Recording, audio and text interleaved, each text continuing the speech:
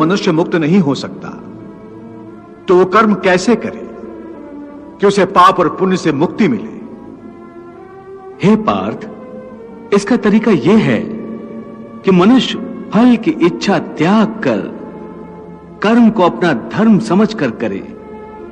फल उसे अवश्य मिलेगा, परंतु इस फल का वो विधान की इच्छा समझकर स्वीकार करे। ज्ञानी पुरुष इसी योग को अपनाकर कर्म योगी बन जाते हैं।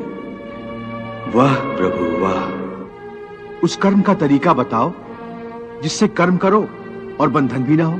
इसका बड़ा ही सहज तरीका है। तुम कर्म फल में आसक्ति मत रखो। यह कैसे हो सकता है? फल प्राप्ति की इच्छा तो हर कोई करता है।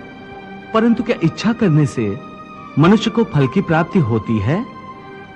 नहीं अर्जुन, क्योंकि फल तो प्रारब्ध के हाथ में है, और जो भी मनुष्य फल प्राप्ति की इच्छा करता है उसका मन फल के बारे में सोचकर अपने कर्म और कर्तव्य से विचलित हो जाता है, और उसे वो फल प्राप्त नहीं होता जिसकी उसने इच्छा की थी।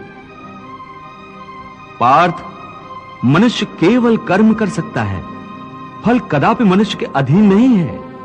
केशव, यदि फल की प्राप्ति मनुष्य या उसके कर्म के अधीन नहीं है, तो कर्म ही क्यों करे? क्योंकि मनुष्य का धर्म है अपने कर्तव्य का पालन करना। इस कर्तव्य पालन के लिए आवश्यक कर्म करना। परंतु हे केशव, फल प्राप्ति की कामना छोड़ने पर मनुष्य में कर्म करने की प्रवृत्ति उत्पन्न कैसे होगी? यदि फल की इच्छा न रहेगी तो मनुष्य कर्म ही क्यों करेगा? हे अर्जुन, जो साधारण मनुष्य फल की इच्छा से ही कर्म में प्रवृत्त होते हैं, वो सुख दुख आदि के चक्र में फंस जाते हैं। उनकी मन शांति नष्ट हो जाती है। हर पल हर समय फल प्राप्ति के विचार से उनकी निद्रा उड़ जाती है।